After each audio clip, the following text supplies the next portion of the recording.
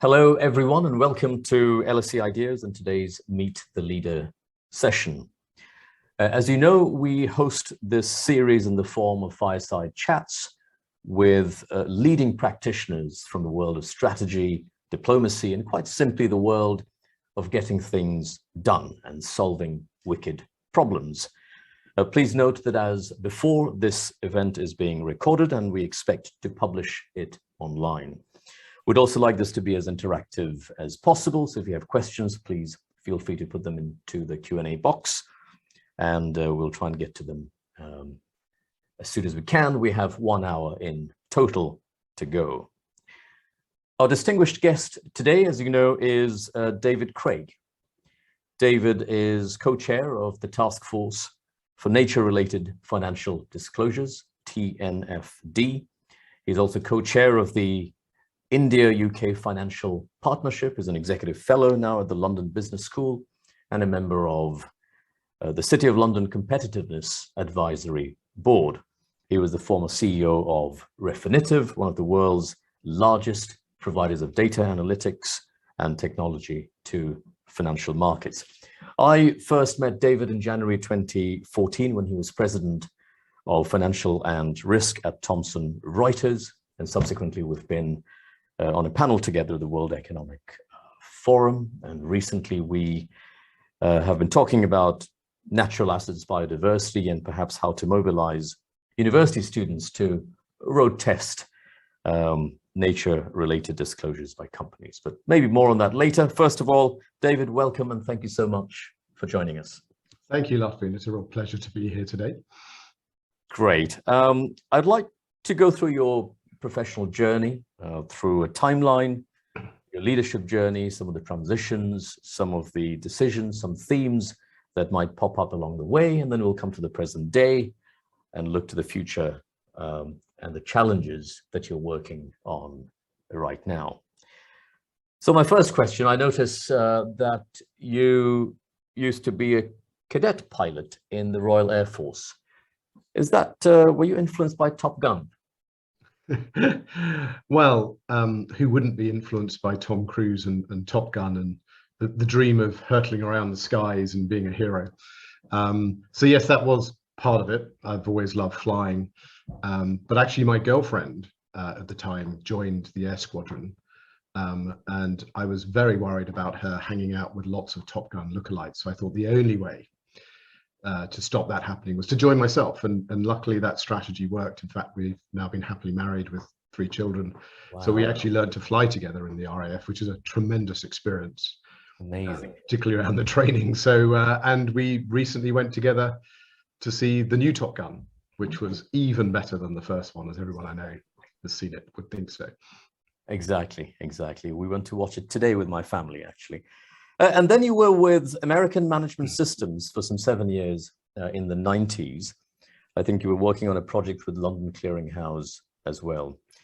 Would you say you're a good project manager? Oh, well, I actually set out to be a software engineer and a developer.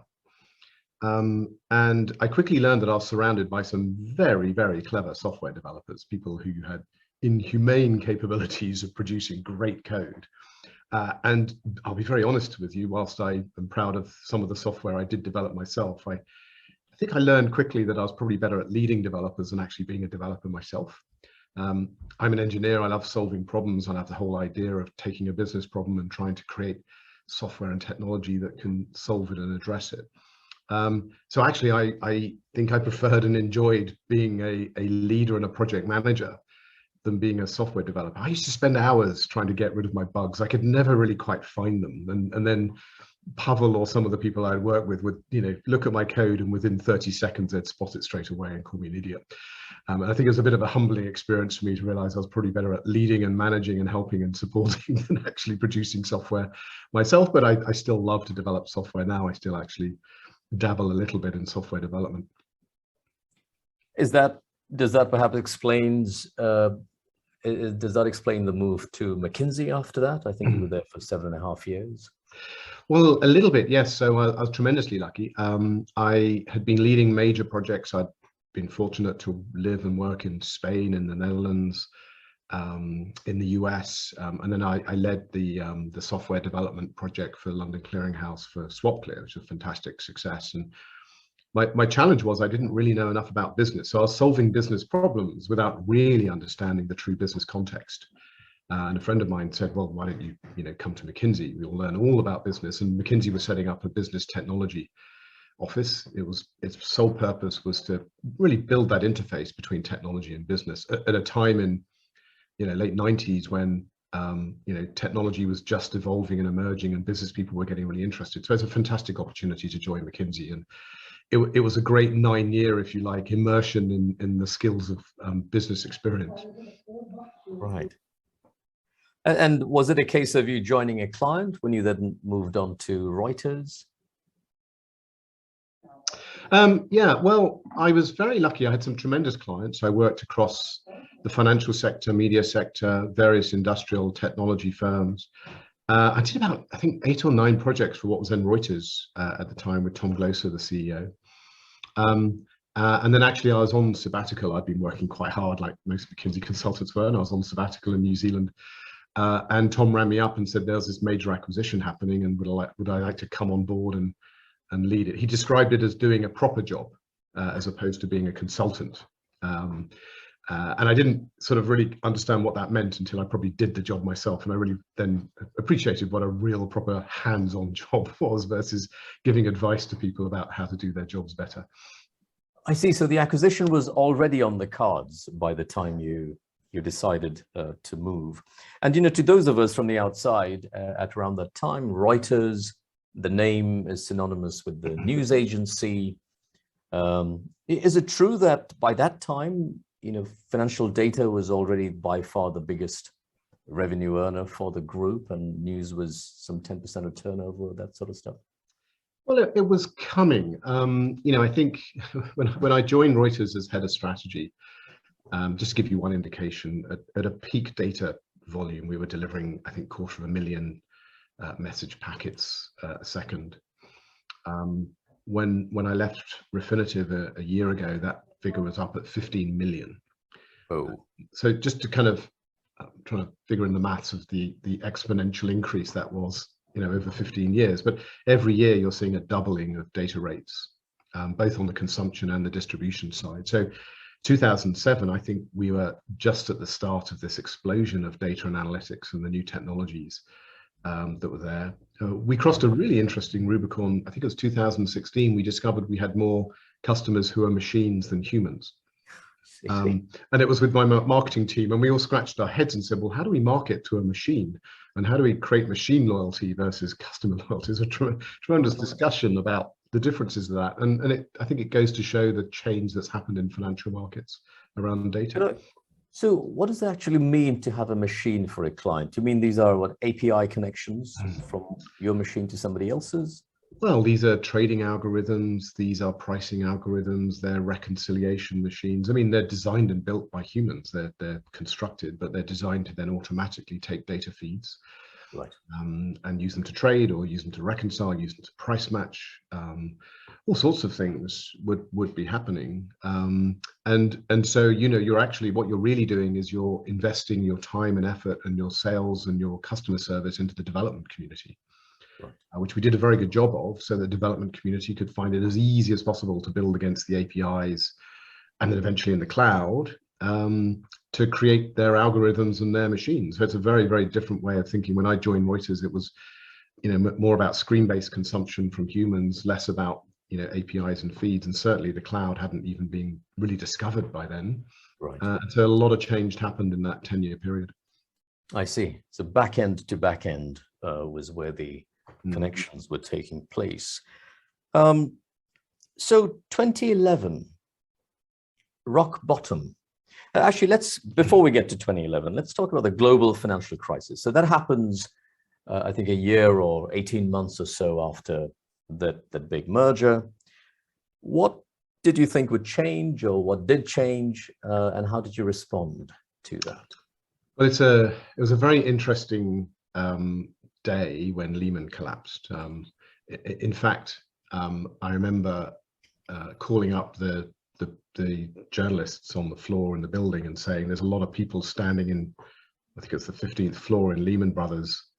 Why don't you come take a look? And that famous iconic photograph was taken of all the Lehman employees against the wall. That was actually from our building, from my office, taken by a Reuters journalist. So it was an extraordinary day. What made it more extraordinary though was that in the afternoon, I had to leave for Heathrow to get on a plane to fly to Minnesota to give a strategy presentation on what the company's strategy would be for the next 5 years. And so as I walked down Canary Wharf and sort of made my way past all these people with boxes walking out of Lehman, thinking, I wonder if I should rethink my strategy for when I land. And we'd been actually working on something for quite a while. You know, the financial crisis was not a sudden event. I mean, people saw it coming. I think the Lehman collapse was the trigger, which everyone knew it was really there. And we've been working on a strategy for what we call governance, risk and compliance. Basically on the idea that regulation and government was going to get heavily involved in financial services for the foreseeable future. And that we should launch a business in the data and analytics around governance, around regulation.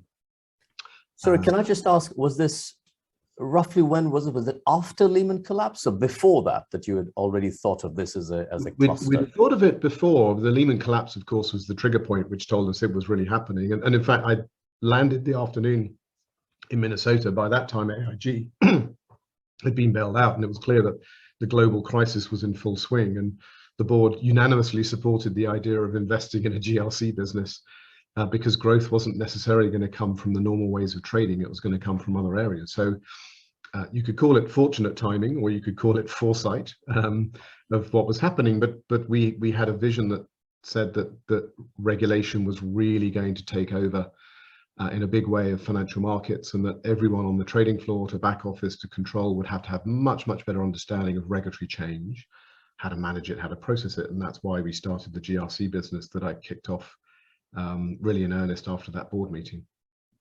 Right. And so that was in terms of strategic positioning, obviously turned out to have been fortuitous. Senior managers could no longer say, I was not aware. So the burden of proof was, why did you not have systems and processes in place so that you could be aware of what was going on under your supervision? So I can see the strategic direction was right. But I can also imagine that, the clients and their ability to pay would have been impaired. From a revenue point of view, was that a tough period for you guys? Well, it was a very interesting period. Clearly costs in our clients were under huge pressure, and any way they could save costs, strip out money and make savings, they absolutely could, and they would. We had some interesting responses to that. So one of the things that we did was we actually, we looked at the term of our contracts, but we looked at actually how we could consolidate data feeds from competitors. Our clients were using data sources from 20 or 30 main sources. How could we consolidate and replace and make life easier and simpler for them? Because that's true cost of paying that, but there's also cost of complexity in doing that. The other thing that we found, of course, is that whilst the sell side was heavily impacted the most, the buy side was not as impacted. So we made a fundamental shift into the buy side, extending our business to do that. Right. Just for people to know, the buy side are your institutional fund managers, the asset managers, the banks and the brokers. That's right. Yeah, the pension funds, the asset managers, the sovereign wealths.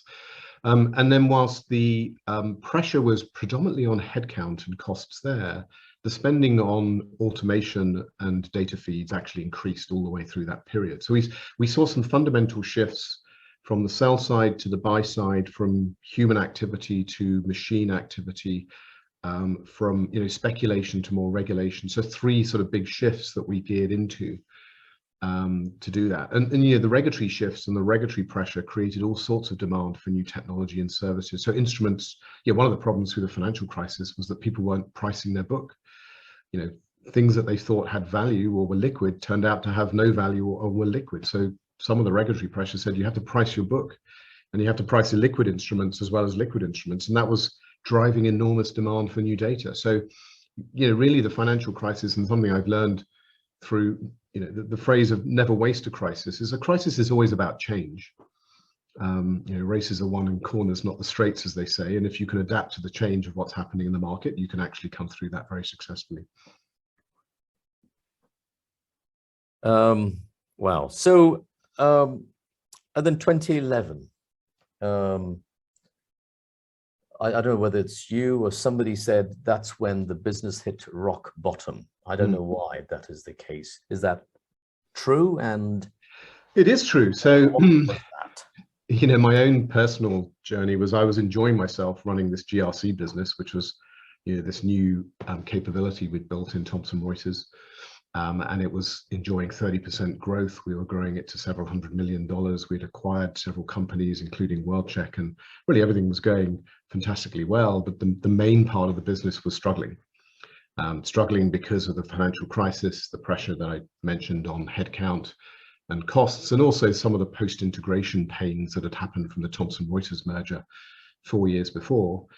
So I was called in to help turn that around and bring in a new team and really execute a different strategy to bring it. The share price was somewhere around, I think, $25, $26 at the time. When Thomson had acquired Reuters, it was up in mid-30s. So you could see that from a shareholder point of view, this was rock bottom. Although their fear was that we hadn't hit the bottom yet, but it turned out to be the rock bottom. And then for the next 5 or 6 years, it was a immense heavy lift, roll up your sleeves of really fixing the business, adapting to the new change in the market, doubling down on some of those growth areas that I mentioned, and turning it around to what it became. So yes, it's a pretty stark time. And I remember my first board meeting as being quite challenging when we had to present, here's where we are and what the strategy should be and how do we turn this around. So when you say post-integration pains, just for learners who'd like to think about in fairly general terms what that actually means, what would be some examples of post-integration pains that could be made? I mean, the Thomson Reuters acquisition was 55,000 people in over 160 countries. The F&R division, which was the combination of Reuters plus the Thomson Financial business, we had over 850 products. That's an immense amount of products to maintain and support and provide to your customers. And there's a lot of duplication and inefficiency in having a product portfolio that large. And we had back office systems which weren't yet integrated. We didn't have a single Salesforce instance. Our financials were still on different systems. So pretty much, everywhere you looked, a lot of the integration work was still remaining to be done. And this is not uncommon. I think, in this world of large M&A, these are challenging projects. And I think often people underestimate the amount of lift and work that you have to do, from the front office to the back office to the sales team to the cultural integration. All of those things, really needed to, this is a roll up your sleeves and really sort of set out to really execute down on a proper integration to get the business back on the right footing. We had over 45 P&Ls. That's a lot of P&Ls to manage, and many of them competed with each other. So we had to eradicate that. We had to move to one business. We had a lot of service outages. We had reliability issues. We had to do a lot of working with our customers to convince them we're on the right track. And in the end, it worked. But from that November 2011 to sort of the first 6 months, it was tough. And then we started to turn this around and get on a journey of recovery and growth and improving the margins. Things got a lot better. Well, you obviously relished it because you did it a few more times further down the line, which we'll come to in a moment. I have a question, not about Thomson Reuters. It's really about Bloomberg and the Bloomberg terminal. What would you say is the reason why that terminal is so popular with traders and investment bankers? What makes it so sticky? Well, Bloomberg have done a terrific job. They do a terrific job. They were a great competitor for a number of reasons. It's always good to have a strong competitor in any business. I fully believe that. It's a great brand. They invested a lot of money in that Bloomberg brand through the news and the media, spend a lot of money doing it. What they'd done that was very successful is they'd created a very sticky network through messaging and their Bloomberg chat. And frankly got there before Reuters had appreciated that this was happening, and Reuters launched their own version, but Bloomberg had already sort of swept that up. So I think it's a good lesson in first mover advantage in building a messaging network and doing that well. They were very responsive to their customers. They were very good at delivering service and value to their customers, a lot of things that we focused on as well. But there were other things that, Thomson Reuters and the financial risk division had that Bloomberg didn't have: the data feed, the data platform, the delivery of high-speed data sets. At that point in time, we were far ahead of Bloomberg. So the terminal was really Bloomberg's strength. We had a much stronger data feed business and data technology area. So whilst people sort of think about them as a like for like, there were subtle but important differences in the two businesses as well. But certainly on the trading desktop, that Bloomberg messaging network and the Bloomberg brand made it incredibly sticky. I see. There is almost some, dramatic poetry in that, the way TCFD and TNFD would be led further down the line with Mike Bloomberg on one and yourself on another. Yeah, other than we're working together, we're not competing. We have the same goal to do it, and we'll come on to that in a moment. But I think there is some poetry around that, yes.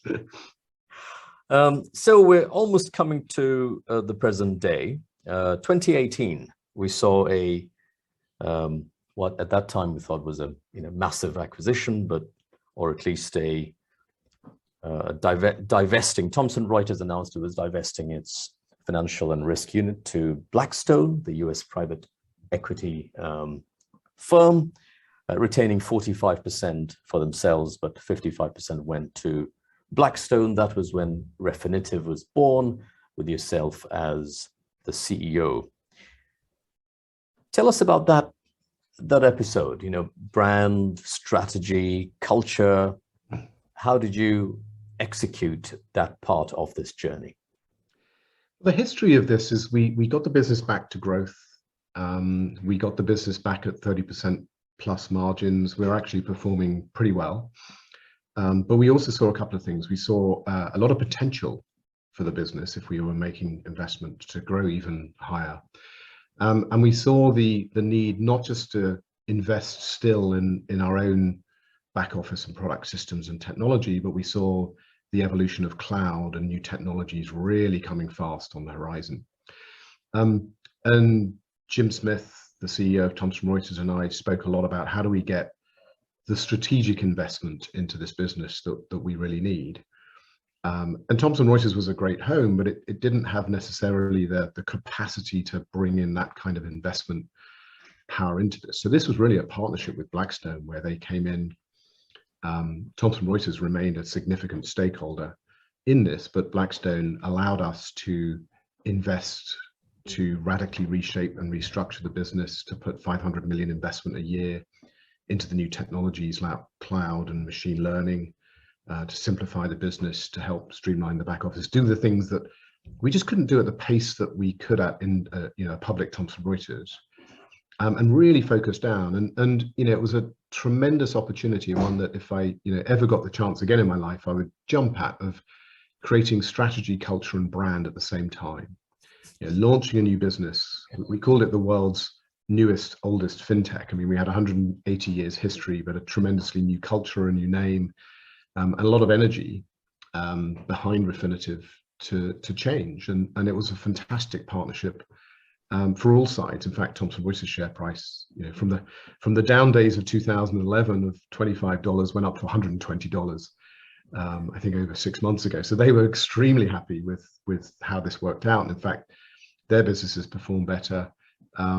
Blackstone, obviously, tremendously successful acquisition for them, and the business really grew and delivered on all the strategic goals that it would. So it's one of these rare cases where every stakeholder in this was very happy and successful in the outcome of what we managed to do.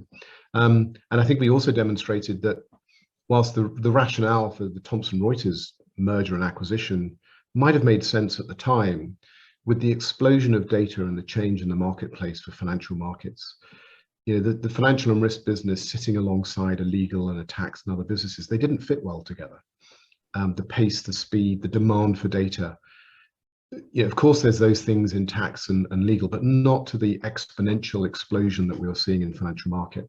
And so actually those tax and legal businesses have actually done better, and F&R under Refinitive has done better by being separate. So it's a good lesson in sort of where do corporate synergies actually become dyssynergies, and where actually kind of carve out or separating the business allow it to really succeed. And you've seen many carve outs in recent history actually really do very well, and almost sort of create an atmosphere of acceleration, if you like, by being outside the larger company. What does it mean for employees, though? Isn't that a lot of motion sickness?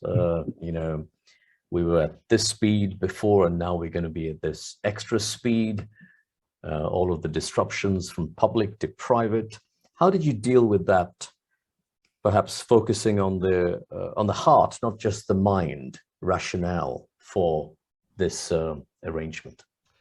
Well, I think the team did a superb job on engagement through this, and we really wanted to bring, as you said, people's heart and soul into the new business.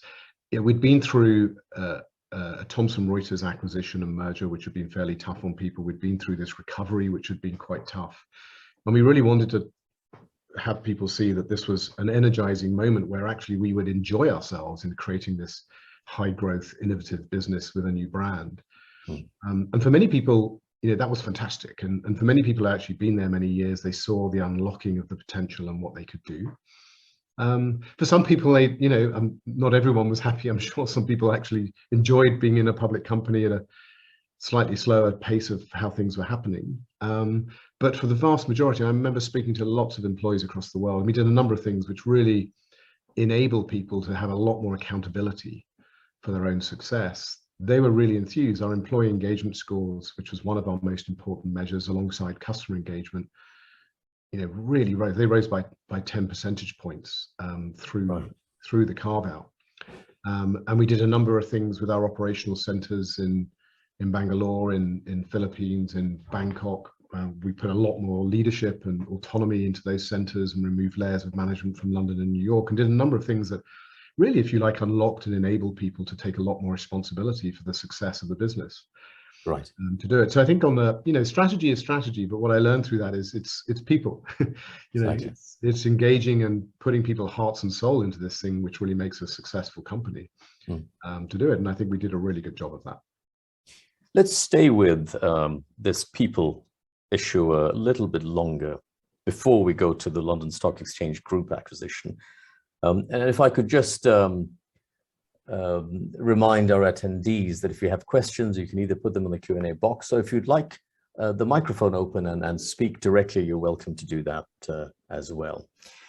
So, David, the context for employee engagement and diversity and inclusion, there was Black Lives Matter happening in the background, very prominent movement at around that time. So as a corporate leader, what did you observe? How did you respond to what was going on around us at that time? Yeah, I mean, many of us, I'm sure many people on this call, when the George Floyd murder happened, were obviously shocked, upset, stunned. But I think for a lot of our employees, in the US, in the UK, but across the world, really look to leaders to have some answers. I mean, and you could say, well, was that fair? But we did a lot of listening sessions with our employees and colleagues across the world, and this immense frustration that nothing was being done, this sense of kind of despair that this can happen in modern society and these attitudes are still there. And it really sort of moved us to sort of try and think, well, what do we really do here? What do we change here? And I would say we'd done a very, very good job on focusing on gender over the previous 5 years. I had a team that was, my leadership team was actually more female than male. We had really good scores and material differences through the 5 years of F&R and then to Refinitive on gender, but we hadn't done enough on race and inclusion by any means, and therefore we had a challenge on our hands, and a lot of the feedback, we did a lot of listening in some quite difficult sessions. I mean, people were angry. There were no role models of Black leaders in our business. We were a white leadership company in New York and London, and people were demanding that we made material change, and that's when we set targets. We accelerated the work that we're doing with charities like Urban Synergy, which gets young kids into professional mentorship and opportunities at work. We wrote goals that we would commit ourselves to meet, and we did a set of things that said, okay, we've listened and we've heard you, but we recognize that we need to make change. But what we also promised is it's not an overnight thing. I mean, gender took us 5 or 6 years to really get our teeth into and make some material change. It takes time to get people and talent through, and it will take the same with race as well. So we were careful not to overpromise, but also committed to material things that we could do, and communicated to people that this would be a journey. Right. But I do think inclusion is incredibly important, and it's inclusion of ethnicity, race, ideas, backgrounds, parts of the world. I think the most successful companies have different people thinking different things and challenge the authority sometimes that everything can happen if you're all from the same cut or from the same area. And to some extent, that's what had happened with Thomson Reuters. Part of the issue I picked up was that everyone was from the same club, and we didn't have that diversity of thinking. We hadn't incorporated the thinking from the people that actually did the work in our operational centers in Bangalore and Manila. And so inclusion it is on a number of areas that are very important. It's obviously contextually sensitive to the countries you're in. Inclusion and diversity can mean different things in different parts of the world. So you mustn't take a London or New York lens and apply metrics to the rest of the world, because that doesn't work.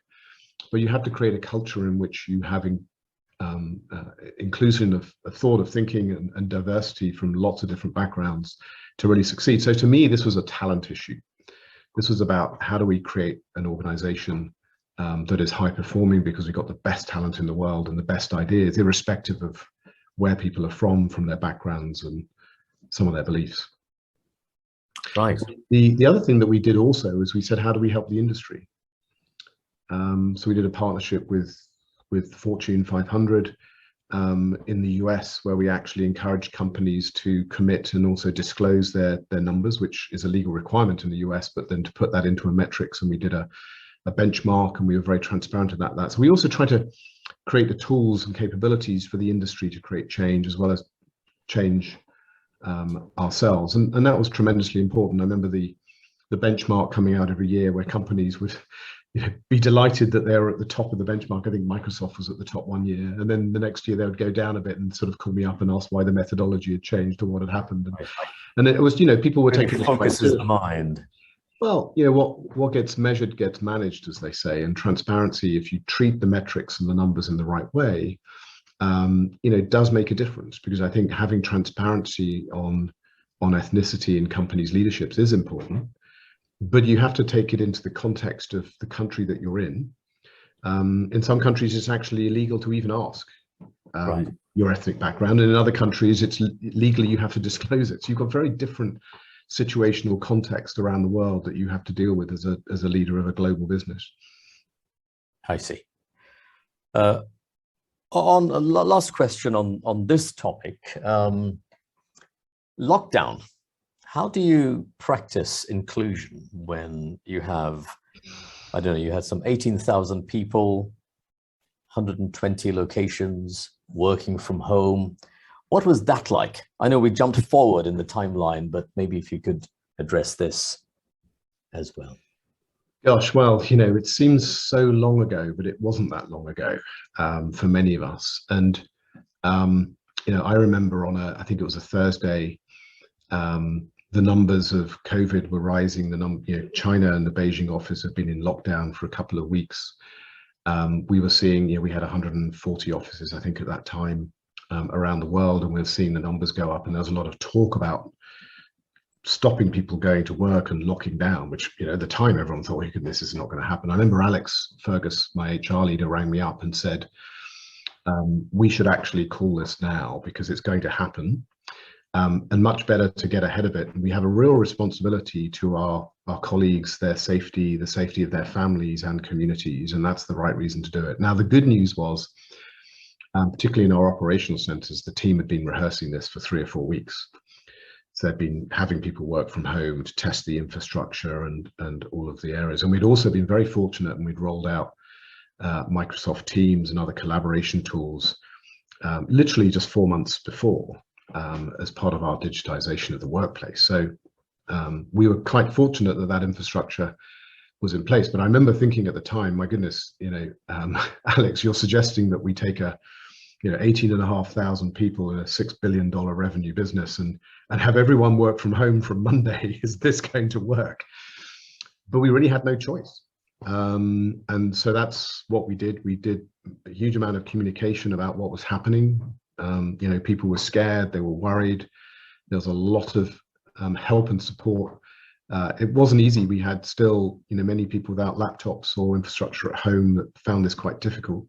Right. So we shouldn't always sort of take for granted our, lovely homes in London and New York and realize in other parts of the world, people don't necessarily have that infrastructure and that luxury. So some challenges there. But I tell you one thing that was very interesting, and a lot of people I've spoken to in business and leadership have said this, which is, in some sense, access in a virtual environment was more difficult. You couldn't see people in the corridor and have that body language interaction and the communication that gives. But it was flat and unhierarchical. I mean, in a virtual world, everyone has the same number of pixels. Right. And the fact that you could just press a button and contact someone meant there was far more interaction happening outside the hierarchy. Right. Which was actually a very healthy thing. And a lot of people said that, I've been speaking to managers and leaders that I'd never dreamed of speaking to. And the other thing that went away was those intensely sort of valuable corridor chats that people have when things get worked through. Well, those are very great, those are good if you're sitting in London or New York, but if you're in another part of the world, you often think that you're not involved in the discussion. Well, suddenly the whole discussion was democratized because the corridor chat couldn't happen. So, none of us would love to go back to lockdown, I think, straight away. And we're all learning to live in this virtual world where you get the combination. But in terms of access and inclusion, actually, I think there were some real positives that we found around moving to a virtual environment because, we all had the same number of pixels. Yeah, exactly. So that's very interesting. So in some ways, or there were some aspects of it that made it even more inclusive than it used to be before because of the level playing field that this box has enabled. That's a terrific insight. So David, very quickly, London Stock Exchange Group and then TNFD. Was it a year or so after Refinitive was formed that the acquisition by the other LSE, as we like to call it here, was announced? The $27 billion acquisition was announced? Something like that, yes. We launched Refinitive in 2018. I can't remember the exact time. I think it was July, so a year and a half later, that was announced. Tremendous opportunity, I think, bringing together, if you think about it, the history of what was then Reuters and then F&R and then Refinitive with LSE. In fact, Reuters' office was open next door to the London Stock Exchange in the 1800s because low latency then was being able to walk next door and get a telegram. Low latency now is slightly different, but even in those days in the 1880s, latency was a consideration, and that's why the two businesses had actually grown together. And there was a huge amount of cultural synergy and a global footprint as well. So I think a tremendous opportunity for everyone. And so that gets announced, yet another change. What was the change leadership challenge this time round? Anything additional that you had to learn through this process? Well, I guess, the interesting thing is we'd gone from being a public company, Thomson Reuters, New York, Canadian listed. We'd then been a private company under Blackstone, and then we would become a public company again under LSEG. But I think one thing you learn through these things is that no two public companies are the same and no two private companies are the same. So I spent a lot of time with people when we went to Blackstone, doing a bit of myth busting about private equity firms, for example, because not all private equity firms are the same. And there's a lot of myths out there about what happens when you're run by private equity. In the same way, there's a lot of myths about what happens when you're in a public company. I think one thing that was very important was to convince our customers, who we really had to take on the journey. I mean, you mentioned employees and colleagues and helping them through the change. But actually, the most important stakeholders through all of these changes was to bring our customers on the journey. And I always spend a third of my time with customers, talking them through the rationale, what was happening, to get their support, and also to convince them that we would still be investing in the business. That was incredibly important because they were relying on us to run their business. They were relying on us to help them go to the cloud for data and analytics. They're relying on us to bring them the most insightful and accurate and trustworthy data that they could get, and all the products we were doing. And so the worst thing that could happen is they would think that the investment would stop and that we would just not be leading in this space. So I think bringing the customers on that journey, incredibly important, convincing them that the investment would continue and the focus would continue, very, very important. And I think a lot of the reaction and feedback actually was very constructive, and people saying that actually LSEG was a great home for the business. When you are owned by private equity, there will always be a destination. You will either be acquired or you'll IPO, or there's always that question mark about where will you be heading. We will always sooner than you would have expected. Well, this came sooner than we expected, but then that wasn't necessarily a bad thing. It did come sooner than we expected, but it was a fantastic opportunity and not something that you turn away from. So it came sooner than expected. But if it hadn't have happened, we'd be sort of trying to prepare for IPO or something right now, which would also have its challenges. So I think one thing I've always said to people is change is quite constant. I think adapting to change is where you help yourself get through that. Right. Okay, so now we will shift gears and come on to TNFD, and I know there is a question from Marta Kozielska on that, so we will come to her question in a moment. But if you could please talk us through the origin story of TNFD and how you came about, how it came about, and how you became the founding co-chair of it. Well, I mean, the good news is TNFD was born well before I got involved, actually. So a set of individuals, I believe, actually met at Davos, I think about 2 years ago now, and said the TCFD is doing an incredible job. They're focusing everyone on a framework for risk in climate. Yet we're all realizing that nature and biodiversity is equally, or if not more important, than actually being harmed by climate change. And the phrase was said, we need a TCFD for nature. And the phrase TNFD. And just to clarify for people, the TCFD was a task force that focused on how companies should disclose their exposure to climate-related risks. Yes, the TCFD is the Task Force for Climate-Related Financial Disclosures. The way to think about both of these task forces is it's not just about disclosure, it's about risk management. I see. So really what they're developing is a risk management framework to understand how to assess, how to manage, and how to disclose on with TCFD climate-related change and risk, and with TNFD nature and biodiversity-related risk. So the D, if you like, is sometimes I refer to it as it should be a small d, because this is really about risk management and how to help corporations and financial investors go through a process of understanding climate or nature-related risk to do it. With TNFD, an initial working group formed of about 100 stakeholders of banks, of companies like AXA, BNPP were very instrumental.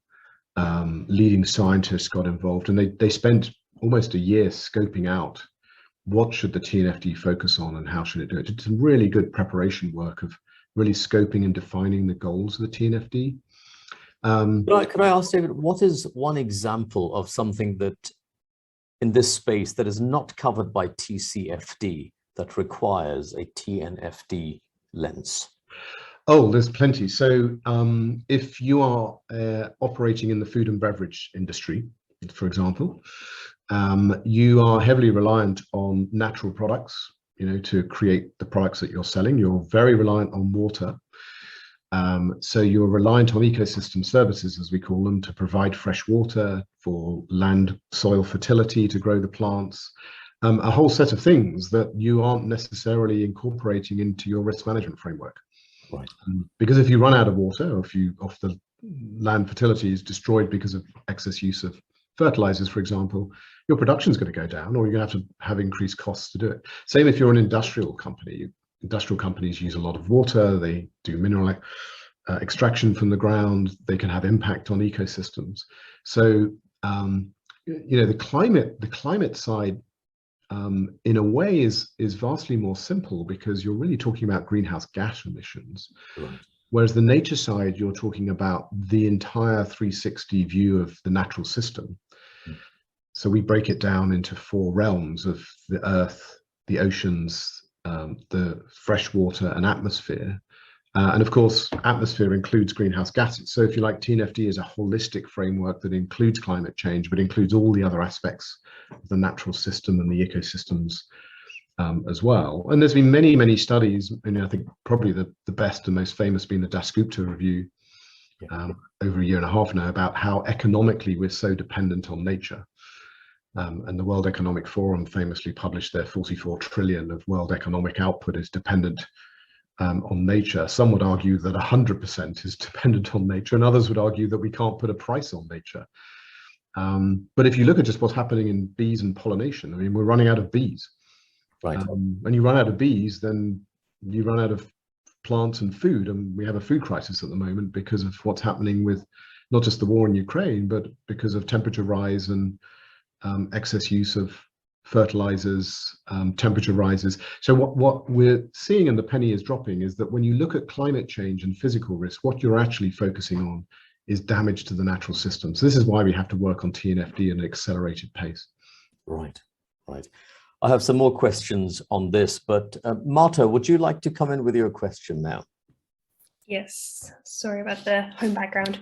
Thanks, David. Thanks, Lutfey. So I have 2 questions, if I may. And as you say, TCFD and TNFD, of course, look at different issues, but what were the learnings or practical learnings from TCFD that you took on board upon the inception of TNFD, if any? And my second question is, in your own words and in an ideal world, what does the reality look like if the potential of TNFD is realized? Okay.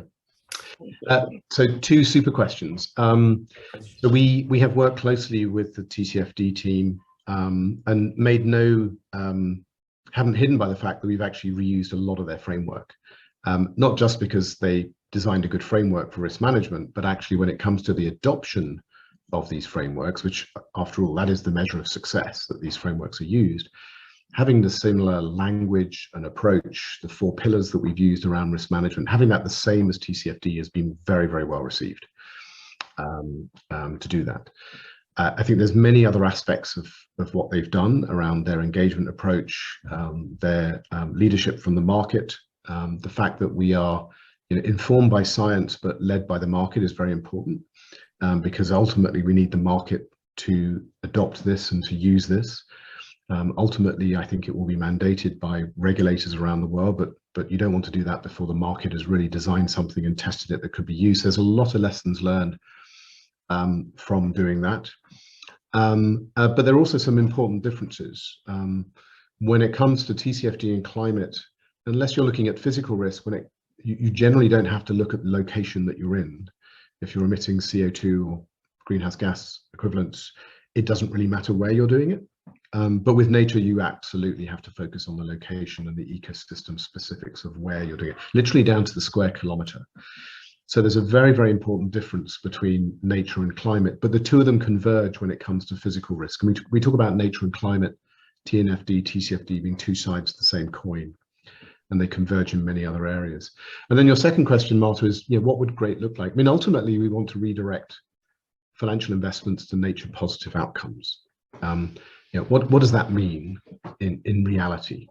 And nature positive is a term that has been defined by the WWF as an overall state of nature is improved and better in 2030 than it is now. And that work of exactly what that means is being done by the Science-Based Network and the CBD. But the general direction is to make sure that we're improving ecosystems, the natural system and biodiversity, not destroying it in what we're doing. So what could that mean? It means that we're not, removing whole kilometers of natural rainforest to make way for beef or to make way for agriculture to feed the beef. It would mean that we're not overusing mineral fertilizers that ultimately destroy the fertility of the land. It would mean that we're setting aside land for natural generation and the finances involved in that. It also means we're investing in a whole set of new technologies which are very exciting around food production. Alternative proteins from fermentation or plant-based or synthetic-based, vertical farming, which enables you to grow food at a fraction of the water consumption in parts of the world where you don't have to fly the food in. Regenerative farming that can actually be used to capture carbon in the soil. There's a whole set of techniques and methods to do this. What has really struck me on this journey, if you read the IPCC report that came out this February, they make some estimates around the total reduction of greenhouse gas that humans could make by 2030. And of the 30 gigatons or so that they estimate we could remove from our production of greenhouse gas, they estimate 14 gigatons could come from how we change land use, agriculture and forestry. A staggering, over 30% can come from land. Yet what bothers me is none of the financial investment has been directed into that space. It's been directed in, yes, decarbonizing energy supply, yes, industrial decarbonization, electric vehicles and the like, but we're not directing enough financial investment into how we use the land and how we produce food, how we protect forests. And I think that is where I think we see the mission of TNFD is to change that equation so that we're redirecting finance into, frankly, an area that it hasn't traditionally invested into. Finance loves investing in big capital projects, new windmills, solar farms, all the rest of it. Investing in agriculture is quite different, but we've got to change that equation, and we need this technology revolution, if you like, in land use and agriculture and the protection of forests and areas in order to help us really attack both climate change and nature. Right, thank you, Marta, and thanks, David, for your answers to that. You mentioned the IPCC report in February, and I remember the UN Secretary General came out on video, irate, calling countries liars, and it's not the activists that are extremists, it's the lobbyists that are extremists. Pretty powerful, emotive language. But in terms of its news flow value, it dropped like a lead balloon. And I wonder whether the tragic war in Ukraine or what's going on in the macroeconomic backdrop right now with inflation, slow growth, energy prices, and so on, is the momentum from Glasgow and COP26. Are you concerned that it's been derailed or we're distracted now? There is the risk of distraction, but I think when you see through that, what you realize is a lot of the issues that are around us now are created by changes in the climate, natural food. I mean, yes, the war in Ukraine has affected grain and other product supply, but it was happening before that. And it was happening because of failed or degraded harvests in the US. You saw what happened in India with the extreme heat and the failure of the harvest there. So you can't run away from the fact that we have fundamental issues in our supply of energy, in our supply of food, and our use of land. And we're frankly degrading the natural system faster than is sustainable. We're starting to pay the price for that now. And so what we need to do is have companies make the decisions at the management level of how they stop degradation and they actually contribute to nature positive outcomes. Otherwise, society as a whole is going to pay for this by food shortages, higher inflation, higher manufactured products, more social issues in other areas. So I think we're coming to this tipping point where we're realizing that we cannot be distracted from these things at the moment. And we're living through a period where, we're also paying the price for responses that aren't necessarily right. We're understanding that you can't just switch off all your power supply overnight. because that will create instability if people's fuel bills go through the roof. So we have to think very carefully about a social transition, a just transition. We have to think about transition for nature, not just for carbon. Right. How do I transition 5 trillion of subsidies that are given to farmers and agricultural production around the world to support, positive, nature positive outcomes for farming? At the moment, that's a staggering amount of money that is supporting people that can't just be taken away, but we have to think of alternatives to do that. So these are tremendous challenges that we have to address. And I think most people that I talk to recognize that the war in Ukraine is an immense challenge at the moment in itself. It's compounding things that were already happening, and those aren't going away. We've got to really rethink our energy, food, natural production systems very quickly, and how we finance them and how we finance the transition, not just for carbon transition, but also nature transition as well. Right. There seems to be also a growing realization that through ecosystem services, the specific service of carbon capture, for example, nature could come to the rescue of the climate problem. So you have that genuine offset service that nature can possibly provide. I mean, it's funny. I was looking at a LinkedIn post today. Someone proudly claiming this amazing carbon capture installation actually in the UK, and it would collect 40,000 tons of carbon. And you could see everyone just piling in on social media. Because the problem is we would all want these mechanical sequestration and artificial sequestration to be 100 times bigger, faster, and cheaper. But today it's very expensive. It's subscale. To do it, you're talking about a few tens of thousands of carbon sequestration at the moment happening. So the honest truth right now is that the natural system is by far the most effective way of absorbing CO2. And that most of the offsets, I think it's 90% of the offsets, are going into natural-based solutions for offsets. Now, what that means is we have to be very careful. When you just go out and plant a forest of singular trees, that can be actually very bad for species biodiversity. It can be bad for the water system. You've got to be very careful. Much better to protect the forest in the first place and not cut it down and then replant it. So you've got to be very careful. I get worried when people talk about offset integrity, that it's not just financial integrity, it needs to be natural system integrity that is looked at that. But I also see a tremendous opportunity. If several $100 billion is going to go into the offset market, which is what everyone is predicting, I think that's a tremendous opportunity to redirect that money into nature positive outcomes. Maybe that can replace the subsidies that we're giving to farmers by subsidizing them to use alternative farming methods to absorb carbon or to preserve the land. So I do see an opportunity in this. I'm fairly optimistic generally that there is a solution here, and an engineer tends to see a problem and try and force a solution to that. But we would love the mechanical sequestration to be 1,000 times more effective and cheaper, but it's just not at the moment. It might take some years to come. We should continue to try and invest in that space, but we need to look at the natural system right now. And the most important thing we need to do right now is preserve forests, because they are our biggest carbon sink. They're absorbing 1/3 of all man-made CO2 right now. And every time we remove, I think we're moving an equivalent of a football pitch every 6 seconds of natural forest, with destroying that ability. Wow. So my last question, David, is you probably have the most wicked of wicked problems, because if people think climate change is hard to grasp, but we still try and distill everything into CO2 equivalent emissions over a 100-year horizon. So that's a single unit of capture for all, more or less all greenhouse emissions, gas emissions. That desire to simplify and have these, reductionist measures is just extremely complex in nature. On top of that, you have human systems that need to, coordinate sequencing and pacing. You have the developed world and the emerging world, and you mentioned just transition, so transfer of funds and so on. So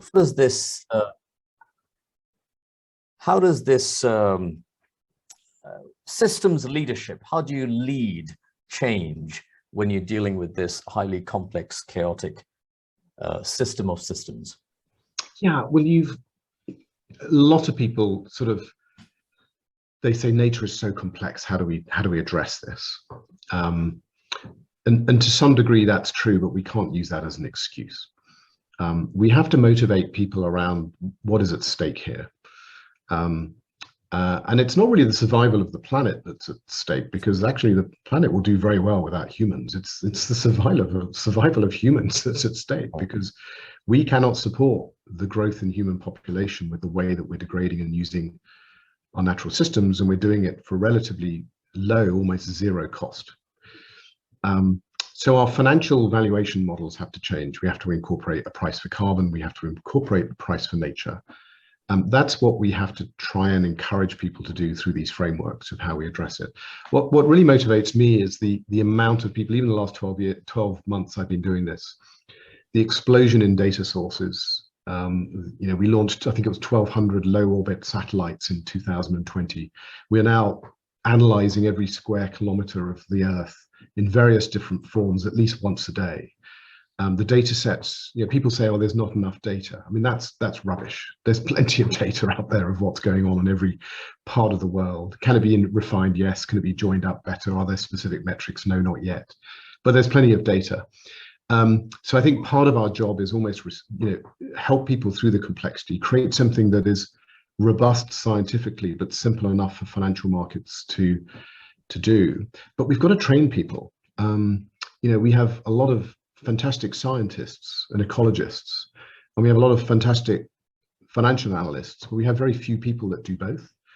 And actually, when you get underneath the hood of TNFD, what it actually means is you've got to get into the location where you're investing and understand the ecosystem services that are there, understand your dependencies of those services, and understand your impacts. That's not that hard. It takes some work and some expertise, but it's not impossible. And actually, you would sort of argue, well, shouldn't you have done that anyway? Have you lived in this world where you've been blindly investing without understanding the natural system that you rely upon? Well, yes, we have. And so I guess the bad news is we're going to have to start doing something that we haven't done before. But the good news is the tool sets, the data, the techniques are emerging. It's a case of how do we build the skills and the will for people to do this properly. And I think TNFD, particularly if it becomes a mandated disclosure regime, which I think it will, like TCFD is becoming, will mean that not only do you need to do this, but you will have to do it. So the sooner that you start investing on the skill sets and the knowledge and the understanding, I think the better. People ask me, what should I do now? I say, it's very simple. Start hiring people who know this space. That's the most important thing to do now, because in 2 or 3 years' time, if you turn around and say, well, I can't do this because I don't have the people, well, my answer to you is, well, you knew this was coming. You should have hired it 3 years ago and been more strategic and thinking about the talent that you need to implement this change. So it is a big change journey. I think the rationale for doing this is very clear. It's about the mechanics, the tools, and importantly, the skills that are required to go from where we are today, location and ecosystem agnostic and blind, into an area where we understand the ecosystems that we're investing in.